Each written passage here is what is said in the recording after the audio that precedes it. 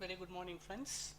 I welcome you all to the third video session of this orientation classes for the year 2020-2021 conducted by the Smart Leaders IAS.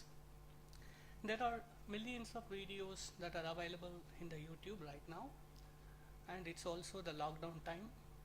It's the whole of the time that is available to us. But despite all these videos, you made a choice. You made a crucial choice to give up all those and to watch this video, and there should be a reason for that. And I value the choice that you made. I value the choice that you made in watching this video. So I feel that it's good to have some words about the choices that we make every day, from the day that we have born until the day that we die. Every day that we open the eyes in the morning until the night that we close, we continuously make choices. I don't know how many of us are aware of this. Every moment we make choice. The choice to watch this video or to skip it. The choice to take a book or not to do it. The choice to hang out with our friends. So there are a lot of choices that we make. In fact, the choices you made in the past have made you who you are now. And the choices that you make now will define who you are in the future, which we usually call it as a destiny. So destiny is not something which is rigid. Destiny is not something that is fixed for you. The choices that you make now will define how you will be. So the choices are very crucial. The choices are very important that okay. So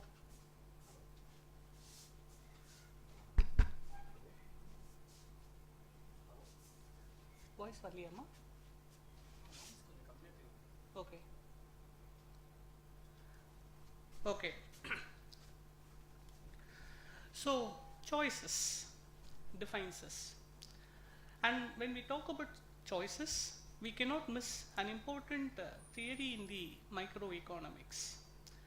In the microeconomics, which deals with individuals, there is a most fundamental and a very famous theory called as rational choice theory. You will understand why I'm talking about this in a little while. இதுக்கு மேல sound அப்படி பேசுறது. Okay, இது கம்மி பண்ணிடுங்க, நான் இன்னும் சவுண்டா பேசுறப்போ. ஓகே, இப்போ how is it now, the audio? So those who are watching the video, can you please give the feedback about the audio quality? Can you hear it well? Is it audible? Is it clear? Please give the feedback, those who watch the video.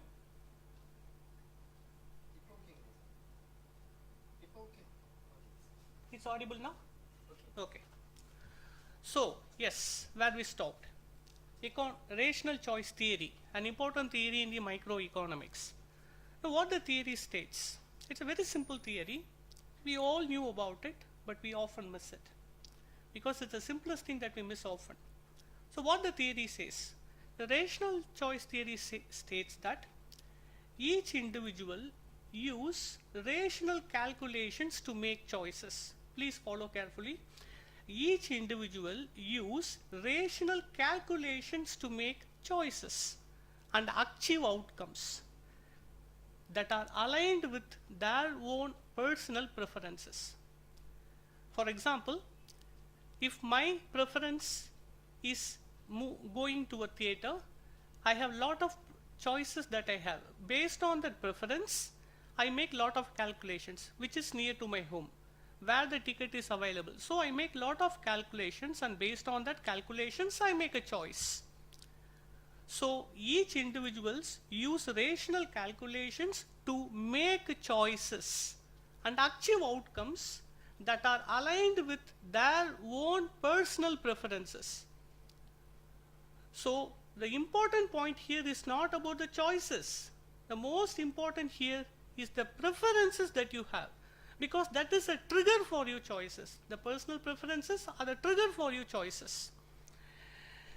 Now, you have made a choice, a very important choice, which I congratulate you on you. So you made a choice to watch this video. Why? Because the preference you have is your preparation towards the UPSC examination. Your mind is aligned towards clearing this examination as your goal. And keeping this as a goal, you make the choice of watching this video. So I wish you all the very best in making this choice. And I also pray to God that your choices becomes as sturdy as the stem of a tree. So we discussed about what the choices are and its importance. Now, there are 2 videos already made by our founder directors. In the first video, Shivaraj have talked and exposed you about the design of the UPSC examination, the pattern of the UPSC examination, and the career perspectives once you clear it. Why UPSC civil servant career is often the brightest and most sought after. Shivaraj sir has given a beautiful explanation for that. And in the second video given by the Sadiq sir, he has broken the myths what we usually have, the common aspirants have, that it is one of the toughest examination. You need to be of a different cloud to clear this examination. He has broken the myth. It is an exam intended common to all. Anybody with a certain qualities can clear this examination. So that's a second video. So I strongly advise the aspirants, particularly those who are fresh to this preparation, I strongly advise those new entrants to this aspirants community to watch these 2 videos and to have an exposure to this do's and don'ts or important information relevant to this examination. Now, what I'm going to discuss in this third video, I already gave you a hint about it, the choices. The first 2 videos have talked about the exam and its nature. What the nature of the examination is. What is expected of the examination. What are the myths surrounding it. The first 2 videos have dealt about it. Fine. Now in this third video, I'm going to talk about another dimension, another perspective. According to Sun Tzu, who is a famous philosopher, Chinese philosopher, who wrote The Art of War, he says that it is equally important to know oneself as much as your enemy to win the war. To win a war, you should not only be knowledgeable about your enemy, you should also know about yourself, your strengths and the weaknesses. Now in this context, who the enemy is, what is its nature, the 2 videos have given sufficient information about it. I want to dwell upon oneself, the one who wages the war, each one of the aspirants. I want to touch upon an important dimension that very often gets missed. So it is about oneself. Every aspirant that I want to dwell upon this topic in the first part of the session, and in the second part of the session, I will take up a sample topic which came recently in the newspaper and will help you to, I will take discussion on the topic and will help you on how to approach the topic when you come across similar topics in the newspaper, or how to approach the topics in the newspaper. I'll try to discuss on that by taking up that topic. Okay, now let us move to the first part of our session, the choices. But the choices, which I've said earlier, according to the rational choice theory, is determined by your preferences. Okay, what is our preference now as an aspirant to clear this examination, IAS? So this is our goal. Our goal is to clear this examination. But towards the goal cannot happen by itself. It is always a purported, meaningful journey that makes the goal possible. It's just not that you sit and think that the goal becomes realizable. You have to work towards it. So towards the goal, we make choices. according to rational choice theory, this is the preference, and based on the preferences, your own personal preferences, you make choices. The choices can be like procuring materials, making timetable, and a dedicated study time, taking tests, getting feedback and evaluation. All this constitutes the choices that we take towards the goal. But every sincere aspirant does all this. It doesn't mean that they miss this or they miss the test. It's not like that. Every sincere aspirant carries on with his choices. But still, only few enter the coveted service. Why? Because the choices what they take towards the goal should be imbued with, should be mixed with an important dimension which we call it as attitude. Okay? You procure the materials, but what is the attitude involved in that? In terms of preparing timetables or your study times or your test times or meeting with your mentors, what is the attitude that you have towards that? Now that determines whether you are closer to the goal or you're moving far away in a zigzag pattern towards the goal. That's all the difference it is.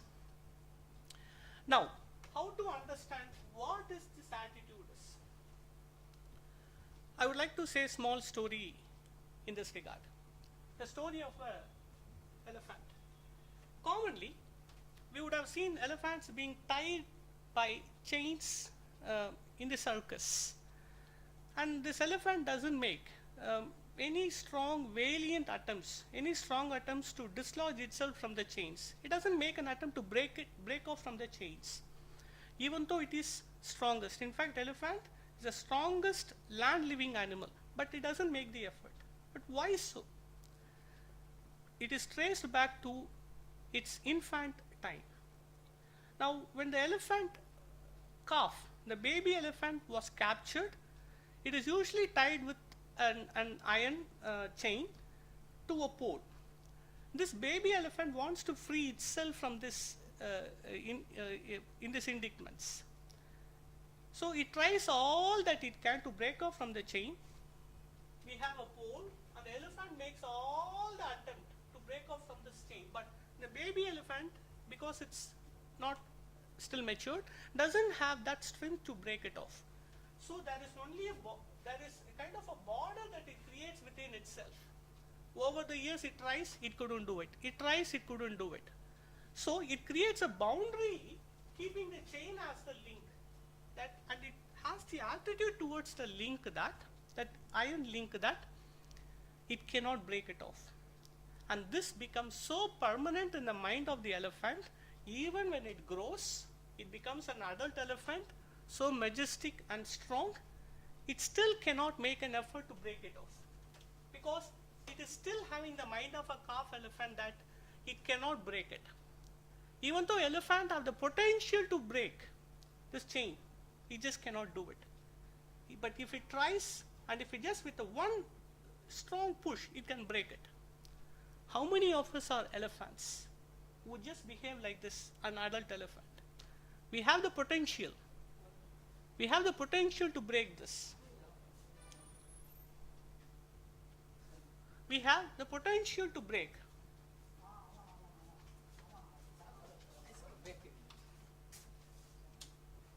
Okay? We on the top.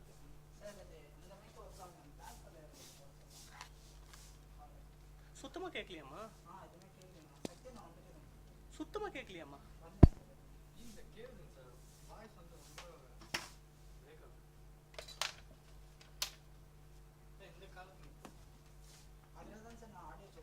எனக்கு இது வரவே வராது.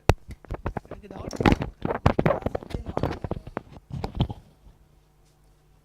Hello? Hello? So, I have been informed about certain problems in the audio being received. So, I would like to get clarified whether the audio is clear or not. Is it audible? Okay, good. Okay, so this elephant story brings an important reminder about each one of us. We are all elephants in fact. We have the potential, but we don't have the right attitude to break the chains. Okay, I am talking about this attitude, fine, but what attitude UPSC wants from these aspirants? Because that is what important for this. What attitude that UPSC wants? UPSC is an elite employment agency that fills positions for the top administrative posts in the government of India and as well as in the state governments. And the so-called civil servants, they form bureaucracy. And the bureaucracy as an organization was first conceived as a philosophy by Max Weber. Max Weber is called as the father of bureaucracy. And when he brought the idea of bureaucracy, Max Weber says this is an organization which will be the most efficient and effective in realizing its objectives. So, bureaucracy is something which is the most effective and efficient form of organization. And if personals and civil servants are going to occupy the positions in bureaucracy, they also should be effective and efficient. Otherwise, the objectives will be a failure. So, UPSC very well knows the ideal of Max Weber's bureaucracy to bring efficiency and effectiveness. So, they wanted an attitude among the civil servants, successful IAS officers, to be extremely efficient and effective. But how to do it? Because the so-called attitude cannot be measured. It is not like any other aspect like the height of the person, the gender of the person. It is not something that can be measured. It is an abstract form. Attitude is abstract, discrete, it cannot be measured. So, how the attitude can be measured, but which is important for the civil servants. Now, they have ingeniously designed the examination in such a way that only certain candidates with those attitudes will clear it. Now, what is the design? Let us say for example, you have decided to give 2021 preliminary examination. So, to give 2021 preliminary examination, you started your preparation from 2020 onwards. So, from 2020 to 2021. In the May, June of 2021 probably, you will have the preliminary examination, and after that October, November you will have November of 2021 you will have the mains examination, followed by in 2022 February, March you will have the interview. So, your journey for this one attempt in the year 2021 started in 2020 and ended in 2022. It means this preparation takes, even if you want to give one attempt, it needs 2 years. And some of us also will end up giving the second attempt, because first attempt for some of us, and in fact for most of us, that does not materialize. So, we end up giving the second attempt also, which means 3 years. So, on an average, when we say a very sincere student and dedicated to clear this examination needs a consistent and self motivation for about 3 years, which is not an easy amount of time. 3 years is not an easy amount of time. Observe yourself, how much you are focused on a single task. Just observe yourself now. Our attention are becoming very, very short. We are becoming attention deficit. So, in these times that our attention is becoming very deficit and short span, focusing our activities for very long 3 years is the most challenging task. This makes UPSC the most difficult. It is not the subjects that are being asked. It is not the questions. That all can be developed. That all can be done. What is the most difficult is the consistency that is required for the 3 long years to be done. And those who succeed in this examination will have practiced themselves what is called as the attitudes that the UPSC expects. Those who cannot, those who don't have these attitudes cannot clear this examination. That's a simple and a very effective methodology UPSC adopts in selecting the right caliber civil servants. Now, we talked about this attitude generally, but what kind of attitudes that the UPSC wants? We generally say attitudes, but what kind of attitudes that we expect? We can take a lot of clue from researches conducted worldwide. The most important in this area is, in the year 2010, Stanford University researchers conducted a social study on trying to discover the common factor for the successful persons. The common factor for successful persons. We all knew, even with our everyday experience, success is not determined by the gender. Success is not determined by the color, race, origin, and also, most importantly, intelligence. It might seem counterintuitive, but that's what the truth is. Intelligence is not determined by, your success is not determined by the intelligence. Your IQ does not have any role in that. Probably IQ will give you a head start. You can start a little quicker, but to reach the goal, you don't just need IQ. There is something else that is required. So, in the social study conducted by the Stanford researchers in 2010, they conducted the study among the military personnel, business persons, students, scientists, and also spelling bee competitors. They come up with a result which is known to all of us. It's not something that what I'm saying is new.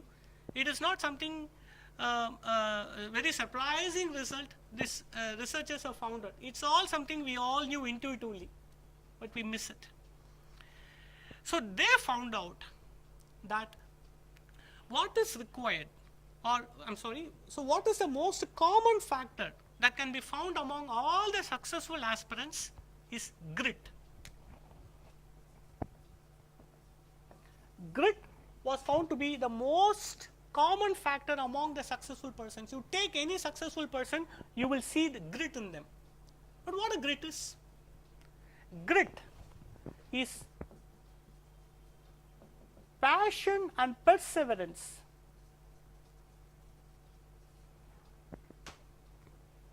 for a long-term goal. Passion and perseverance for a long-term goal is grit. Most of the Olympic participants train themselves hard for about 4 to 8 years. Minimum 4, sometimes 8 years. 4 to 8 years for a time of about 10 seconds to 2 minutes. There are some events which finishes within 10 seconds, like a sprint, 100-meter sprint. So there are other events which takes about 2 to 5 minutes. So they spend 4 to 8 years just for a time of 10 seconds to 5 minutes. So try to see how much of the grit, the passion and the perseverance they should be having towards this goal. Grit is stamina. Grit is nothing but stamina. Stamina for a marathon. I would like to all remind you that for a single attempt in this UPSC examination to be successful, you need 2 years. And for the second attempt, you need another year. So let's say 3 years.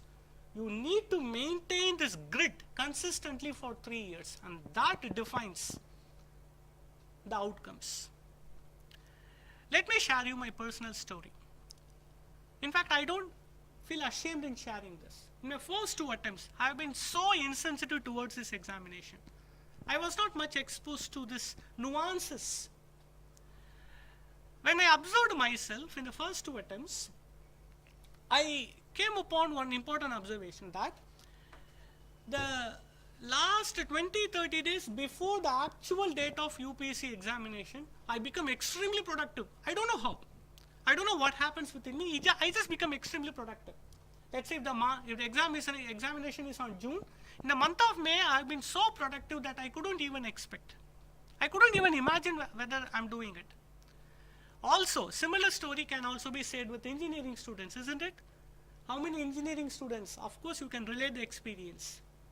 How many engineering students prepare for the semester examination the night before the exam. And of course, they get good grades. So, there is something that happens in that night. I asked myself why I cannot do it continuously. Why this 1 month of preparation that I do in the last minute, why I cannot continue doing it?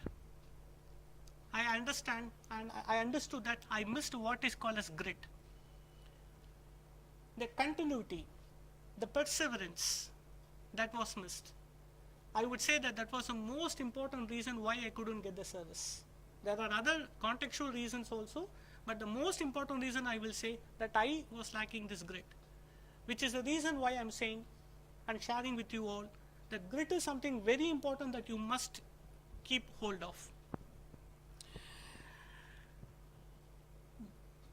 The aspirants who clear give a lot of interviews after the results are published.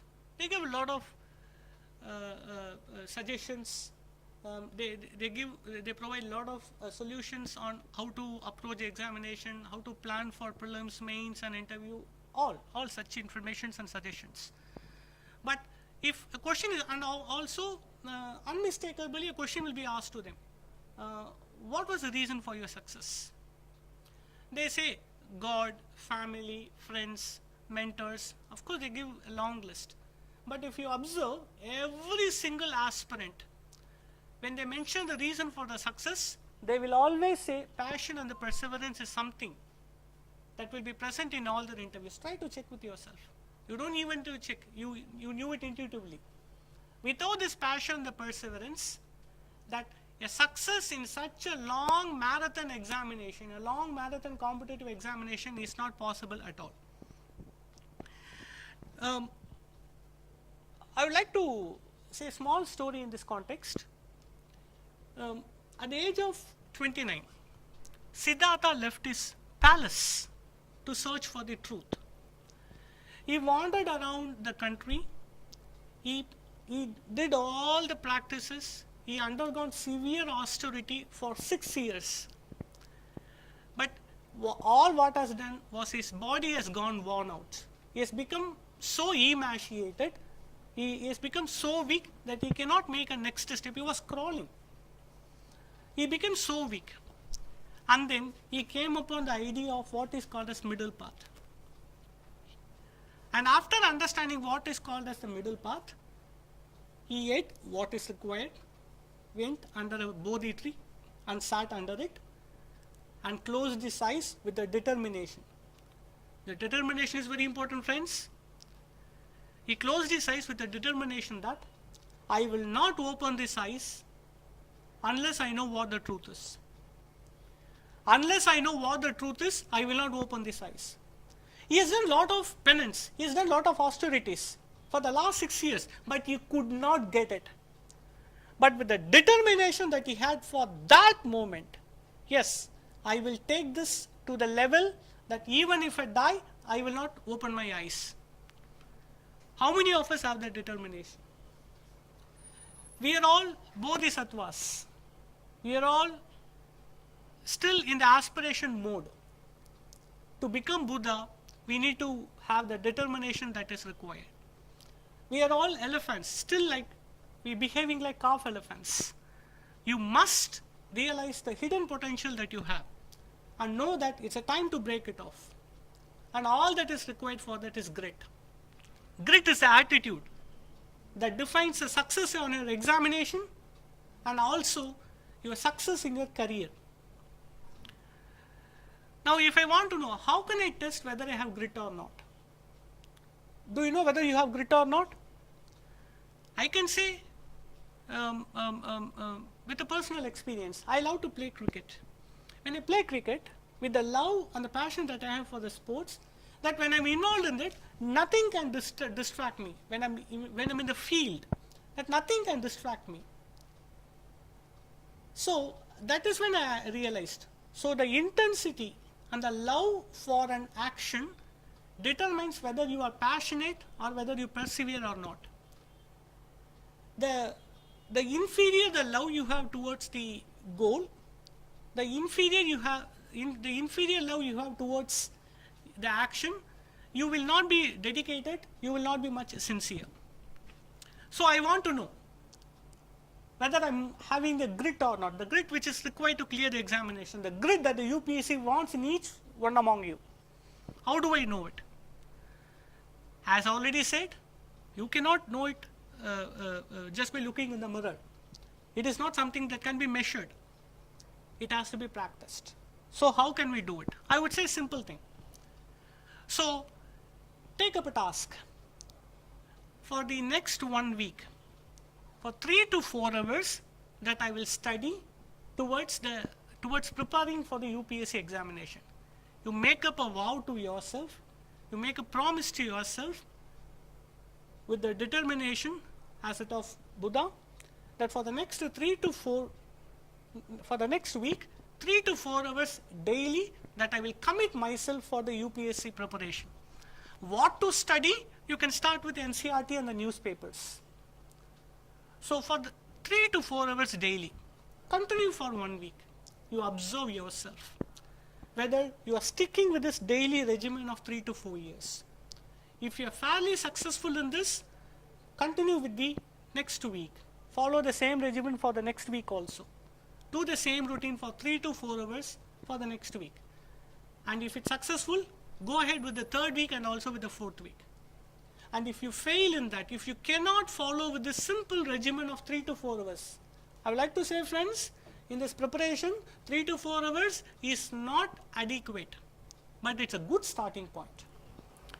So, if you are not successful, it possibly means you have different goals. Your only goal is not IAS. Your only love is not towards IAS. You have different preferences, probably towards social commitments, personal commitments, so many other distractions. Your energy is distracted in all different directions that you cannot bring the consistency required. Also, it also means if you are not successful in this very simple task, it also means that you say that you want to become IAS, but you don't love to become an IAS officer. There's a difference between wanting and loving. Only the love can bring the magic of passion, the magic of perseverance. Only the love can bring. Wanting, I want this, I want that, it's a multitude things. Love is something which is very focused. I want only that. Now that is love. I want each one of that is want. So if you cannot succeed in this very simple task, it means your love for clearness examination is very superficial. It is not very deep. You also have other preferences. Now it's a time to check yourself, and it is time to bring back the dream alive. Now what the UPSC and clearing this examination can give to you.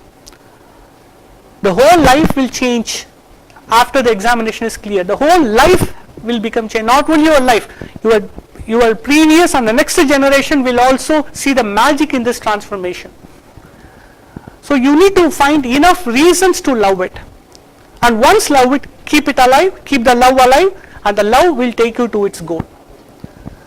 If you are successful, don't worry. If you do it for 1 month, it usually becomes an habit. And this is a very good starting point for the next year's preparation. 3 to 4 hours of daily study for 1 week. For the next 1 month, and continue doing it. We also will be starting the classes very soon. It will also add extra strength to that. So, ending with this, I would like to say that choices are defined by the preferences you have, the goals that you have. The stronger the goal that you have, the better the choices that you make. And not merely making the choice is enough. You need to have an attitude towards the choices. And what attitude is required? Grit. And how the grit happens? The grit comes with the love for the goal. So, I expect that you all understand the hidden Buddha within yourself, and also the strength of an elephant within each one of you to make the dream possible. Let us move on to the second part of the session now.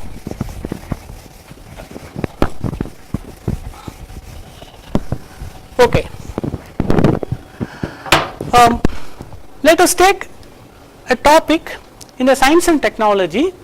We will have a discussion on that. You will get to know about the topic. Also, you also will try will help you. This discussion also will help you to how to approach a topic.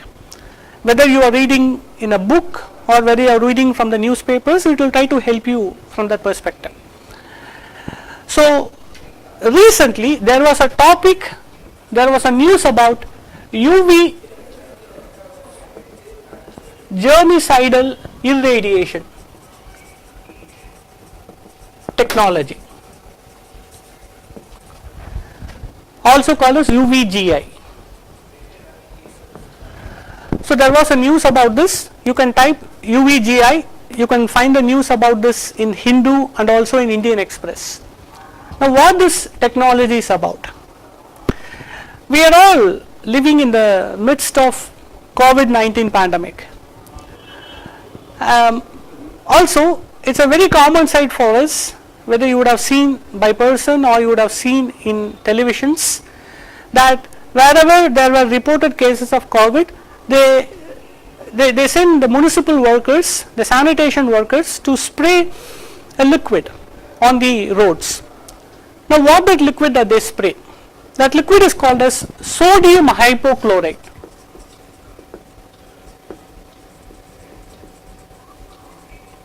That liquid is called as sodium hypochlorite. So UPSC tries to ask questions from what we commonly see, and are we familiar with that? They will ask questions about 5G. They ask questions about Aadhaar. So very common things that we face in our everyday life. That is why they pick up the question.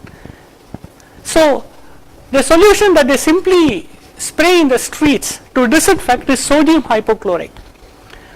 Now sodium hypochlorite, it is commonly used as a water disinfectant. It is commonly used as a water disinfectant. It is also used, it is commonly used as a water disinfectant. It is also commonly used as a bleaching agent. Bleaching agent means that removes excessive colors. It is also used as a bleaching agent in textile industry. And the third and important point, and something very important, is nowadays we are coming across a major problem in the public health industry called as resistance to antibiotics. Antibiotics is a drug we take when we have an infection, but this antibiotics now has no effect on the bacteria. Now this is called as antibiotic resistance. This is a major problem, but what has been known is that sodium hypochlorite does not create any resistance in the microorganisms. Now that is something very unique with the sodium hypochlorite. Good. Now why I am talking about the sodium hypochlorite is because the interrelatability of topics is a thing which I want to bring it up. Let us come back to this UV germicidal. Why this topic was in the news? In the streets, we are spraying sodium hypochlorite to kill the COVID virus, COVID-19 virus, novel coronavirus. But in the indoors, we cannot spray the sodium hypochlorite because it is harmful upon contact with the human skin. So they were trying to look for new alternatives for the sodium hypochlorite. Now that is what UVGI is about, UV germicidal irradiation is about. But once again, once we touch upon this topic, if you see the web page in the Indian Express for this particular topic, you will know they will give they give important points about what UVGI is about, what is the advantages of it, what is the uses of it, what are the limitations. They will give only about that. But UPSC may not take question only from this Indian Express page. They will try to test you from other perspectives of this topic also. Do you have not an in-depth? They don't want to know all information, no. They don't want to know an in-depth information, but simply they test you. to have an all-round brief exposure to this basic science, basic topics. That's what they expect. So when we take this UV, which is what the topic of interest, see how it branches.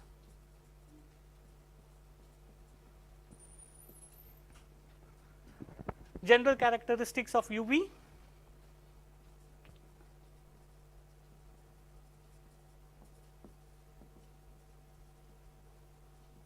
advantages and disadvantages of UV, and once we talk about UV, how can we miss ozone layer? And fourth, the technology of UVGI. So in the newspaper, when you have came across this topic UVGI, it is only about this that they have provided the information. But this UVGI, which obviously uses ultraviolet, cannot be seen as an isolated topic. It has other interrelated topics also. By reading newspaper simply, you will know only about this, but the other aspects will be missed out. And that is where classes pitches in. The classes pitches in to fill the gaps that are existing in newspapers or in other materials. So let us see very briefly about this. Let us take first about general characteristics of ultraviolet light. General characteristics. Okay. When we say ultraviolet light, it is a radiation. The visible light I have just above my head. It is a radiation. The mobile phones that we communicate to our friends, which they communicate through satellites, the communication happens through radio waves. This is a visible light and that is radio waves. And when you sit near a campfire, you feel the heat, right?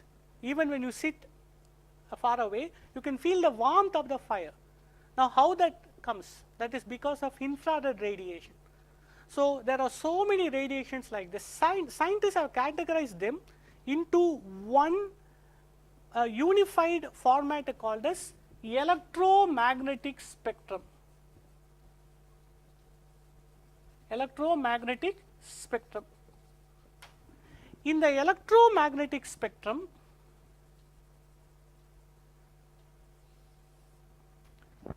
which is what I try to simplify in a diagram. On the leftmost side is radio waves, which I said earlier, the mobiles use to communicate with each other. On the rightmost side, we have what is called as gamma ray radiation. This is what the entire electromagnetic spectrum is about. In between somewhere we have visible light, the light that we use. Next to visible light, we have infrared radiation. Now, to the left of visible light, we have what is called as UV, ultraviolet. This electromagnetic spectrum is defined by wavelength. For example, any radiation we take is a wave, like a water. When you throw a stone on the water, it has wave-like appearance, right? Now that is how the radiation also passes through us. So when we say wave-like pattern, it has what is called as wavelength. Now this wavelength is characteristic of each. Gamma ray has a particular wavelength, visible light has a particular wavelength, infrared has a particular wavelength. So for UV, the wavelength is about 100 to 400 nanometer. Okay, good. So what we have discussed so far, we discussed that ultraviolet light is a part of electromagnetic spectrum where the UV lies in 100 to 400 nanometer. Good.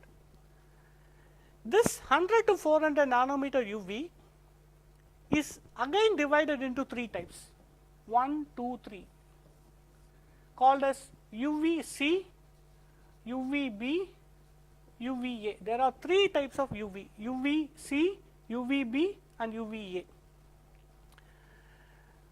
Now let us try to see what this UVA does, what the UVB does. When you walk in the sun, or when you constantly walk in the sun for months and months, obviously our skin becomes darker in texture. We call it as tanning. So the tanning of the human skin is caused by UVA. UVA is responsible for the tanning of the human skin. It is also implicated as a low risk for, not high risk. Please remember, one, skin tanning, and second, low risk for skin cancer. Now coming to UVB. UVB is responsible for sunburn. When you walk in the midday sun, when the intensity of the radiation is too high, your skin becomes reddened and inflamed. That inflammation upon exposure to sunlight is called a sunburn. UVB causes that. UVB causes sunburn. It is also responsible for skin cancer. UVC is the most lethal, the most harmful, responsible for skin cancer. So there are 3 types of UV. Now this information will not be given in the newspapers when you have read, but this is very essential to know about this. It is very essential because UPSC will not ask question only from this news clip. So we have seen about the general characteristics of UV.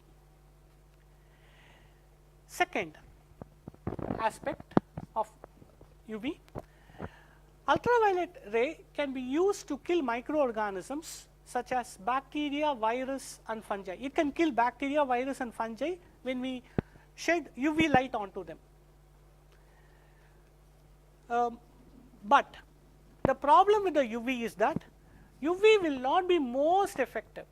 UV will not be most effective when there are lot of dirt.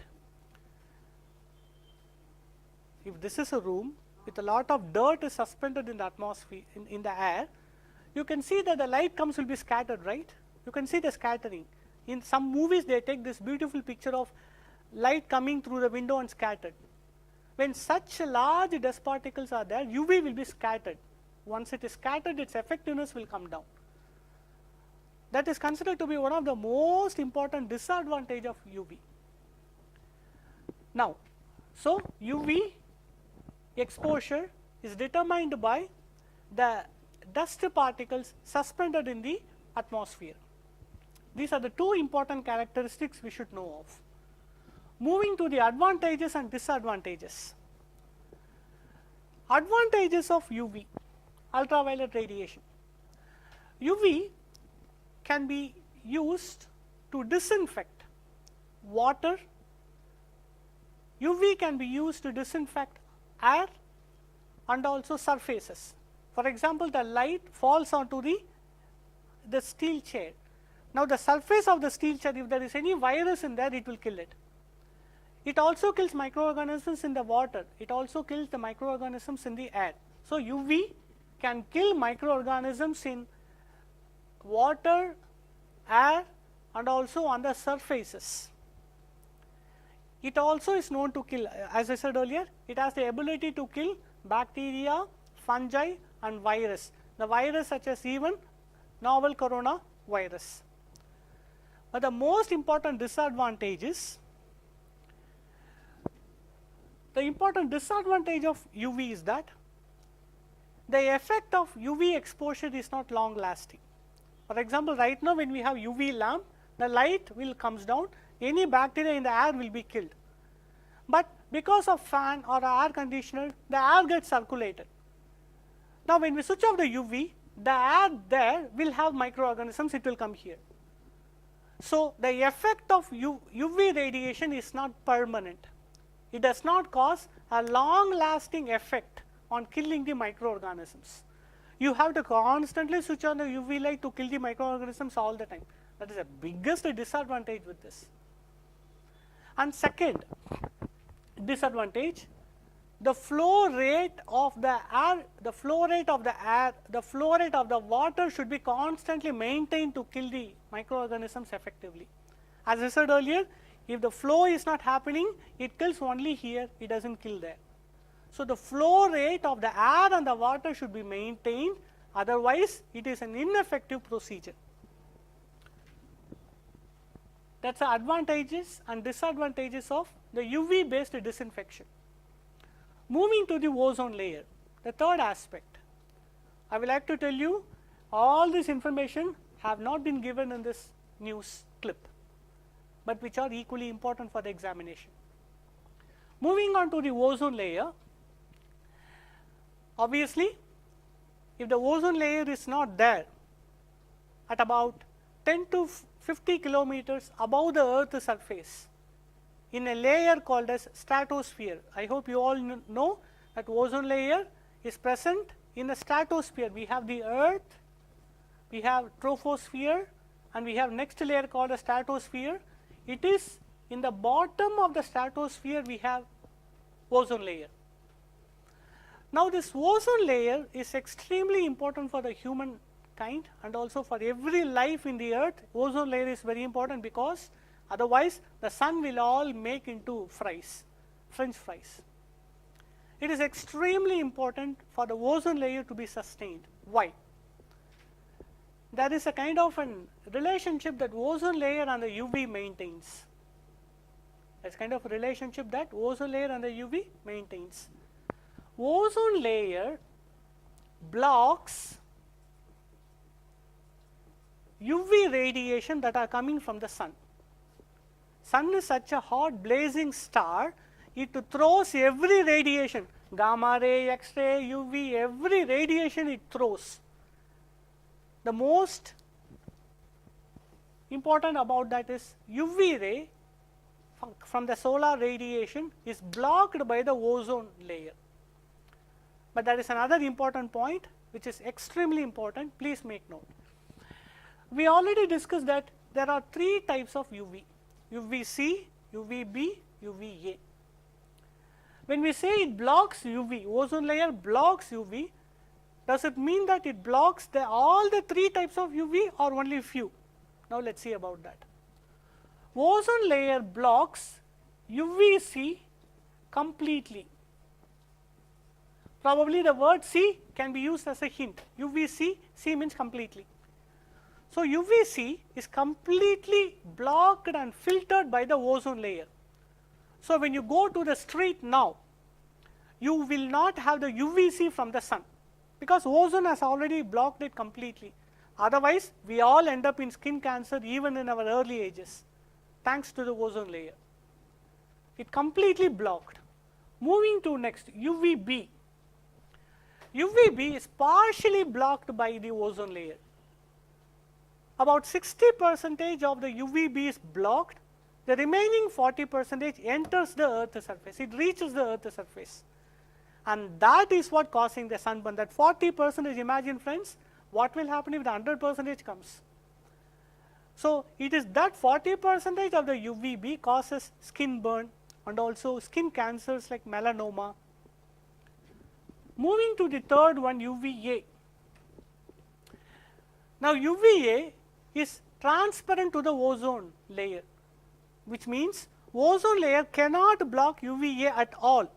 It cannot block at all. So, every UVA reaches the earth, where UVC is completely blocked and UVB partially reaches. Now, about ozone layer also there was a recent development. European Union's CAMS, Copernicus Atmospheric Monitoring Station, CAMS, Copernicus Atmospheric Monitoring Station. It is an European Union scientific organization. It has discovered that ozone hole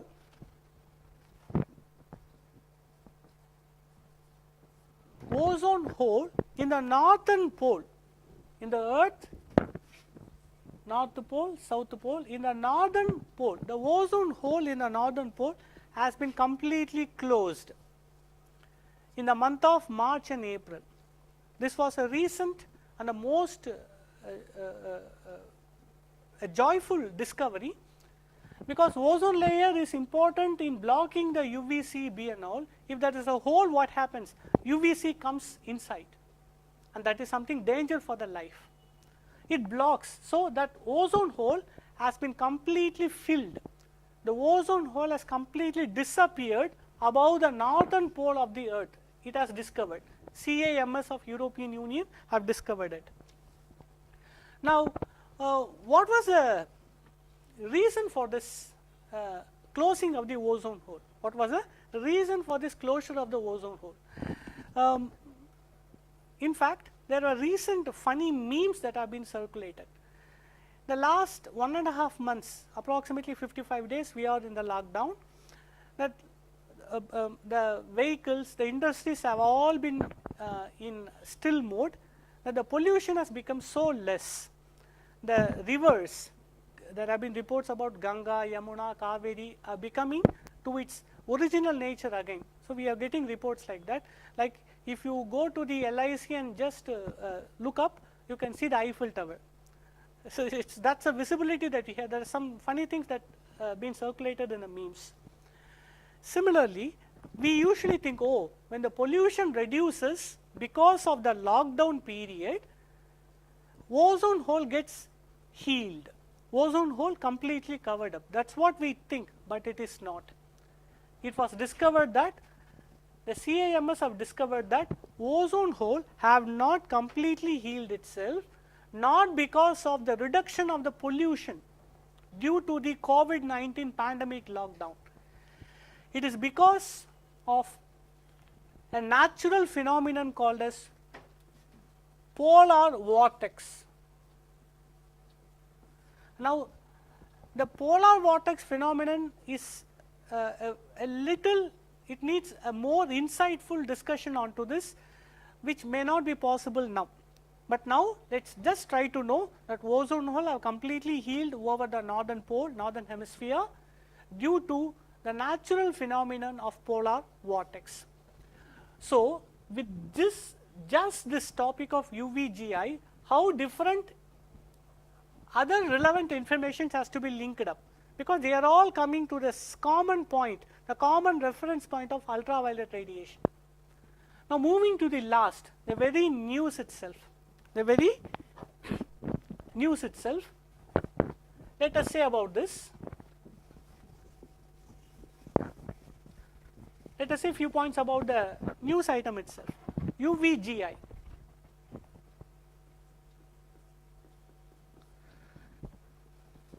In this pandemic times, as I said earlier, scientists and public health experts are looking for newer alternatives for disinfection for the indoors. Because outside we can spray the sodium hypochlorite, but not for the hospitals or the surgery rooms or the ICU rooms. We need other sophisticated methods which is not harmful to the patients.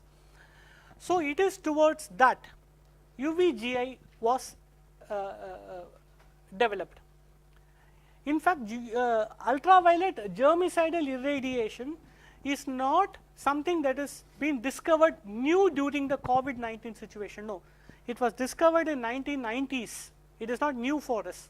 It has already been discovered and widely used in hospitals, but the relevance of the UVGI is now become extremely important because of this coronavirus situation. Now, what this UVGI is? In this ultraviolet germicidal irradiation, it has been found out that UV can kill coronavirus droplets, aerosol droplets. When we speak, the saliva particles, if I am COVID-19 patient, which I am not, so if I am a patient, the saliva particles that come thrown out of my mouth are aerosol particles, and this aerosol particles will contain the virus, the COVID-19 virus. Now, UV are known to kill the coronavirus in the aerosol particles. I will say a little more about it, but not all type of aerosol particles in fact. These aerosol particles can be small or larger. It has been found out that UVGI, the method UVGI, can neutralize the viral particles only in, it neutralizes the viral particles only in small aerosol droplets. It has been found to be ineffective against large aerosol droplets. That is something, a major disadvantage for this technology. But of course, we know it kills somehow the small aerosol droplets if it contains virus. But for this we need UV light, right? But how can we create this UV light? So for this technology, they will use UVC. Remember once again, the three types of UV we discussed earlier, UVC, UVB and UVA. UVC will be completely blocked by the ozone layer, we discussed about that. So what they do is, they create UVC which will kill the microorganisms. So UVC is used in this technology. But how can we create this UVC? They create this ultraviolet C type by using special lamps. This is a halogen lamp. By special lamps such as mercury lamps, xenon lamps, and mercury LEDs, LED bulbs, mercury LEDs. So these three kind of lamps are used to create the UVC, which is known to kill the microorganisms. Now, the next important point about this UVGI technology is, it can be used indoors. UVGI can be used indoors, such as the hospital rooms and also the living rooms and also the storage rooms of homes. Also UVC light can be used, but only problem is, once the light is switched on, the direct exposure to this UV light should not be allowed on the human skin. We can close the room and switch on the UV. So this UV can be used for indoors, such as hospital rooms and storage rooms of homes and also like living rooms. But it cannot be used outdoors, because outdoors situations like malls, theaters, universities are large spaces where UV light will become ineffective. So this technology is mostly suitable for indoor applications, but not for outdoor applications such as theaters and malls. Now this is what this news is about. Good. Now what have you got from this, which I said earlier? What have you got from this? If you read the newspaper, you will get to know only about that technology, but UPSC has no frame of reference that only from that news that they will pick up a question. So your approach towards reading a concept is, you should have an openness about a breadth of branched reading about a topic is required. When you talk about UV, you have to remember that how it is related to ozone layer also. You also should know what are its basic characteristics, because it is based on the basic characteristics they kill microorganisms. It is by interlinking of the related topics that will help you in a better preparation towards this examination. If you read only as per the topic, okay, UVGI, I will read only about UVGI, you will not, it will not be much effective. Then you have to read once again about ultraviolet rays and its basic characteristics. You also should know a little more point about ozone layer. It is like a multiplicity of your activities. It will be a repetition of your activities. So when you read a news, that you should have the openness to see that how a topic is interconnected and interrelated to the other topics. You might have read about ozone layer, probably as I said earlier, ozone layer, the topic about that, it came in the month of April. If you read about it, the ozone layer, you remember that. If you read UVGA once again, you have to relate the topic which you read earlier. So try to relate the topics which you have read already and try to see as a one common point of reference. If you do not do this, it will be a huge waste of time in reading many topics again and again and again. And there also will be confusions that often happens because of similar points you can see in two different topics. You can also avoid a confusion. Now, if you say, okay, but how it can be relevant if you ask? Or if a UPSC decide to take a question from this area, how the question will be? Let me frame one question.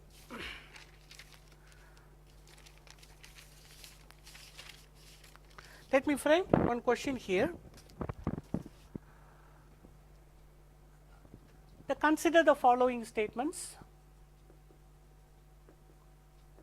So we are trying to see a sample question, probably how UPSC can ask from this topic. Consider the following statements. Statement 1. UV can kill microorganisms in aerosol droplets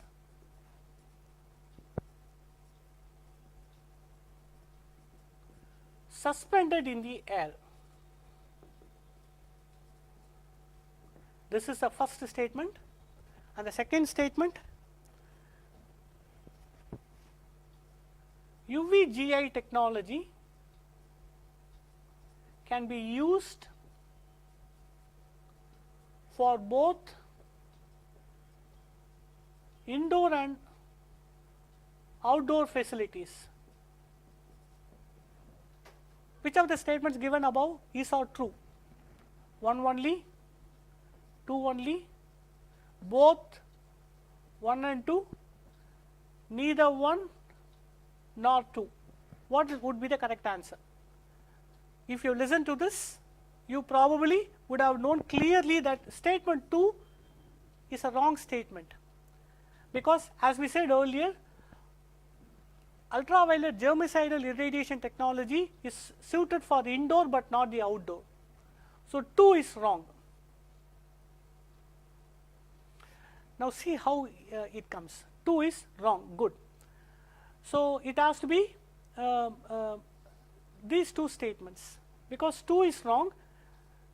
C and B cannot be the right option. Now it has to be this or this. Good. Let's zoom in on it. Now let's look at the first statement. It says UV can kill microorganisms in aerosol droplets. If you recollect what we discussed, this is another common problem that aspirants do. They do overthinking. They complicate things, which is obviously simple. Oh, UVGA, I remember that it is meant to kill aerosol droplets that are smaller but not for larger. But here in the question they ask only, and very simply, what is aerosol? They haven't asked whether it's a smaller aerosol droplet or whether it is a bigger aerosol droplet. They don't ask about it. They simply ask aerosol droplets. Will it be correct? Will it be wrong? They enter into a lot of confusion. But friends, aerosol droplets includes both smaller and larger. So it also refers to smaller. And we clearly said that UVGA can kill microorganisms such as bacteria, virus and fungi present in the smaller aerosol droplets. It is a correct statement.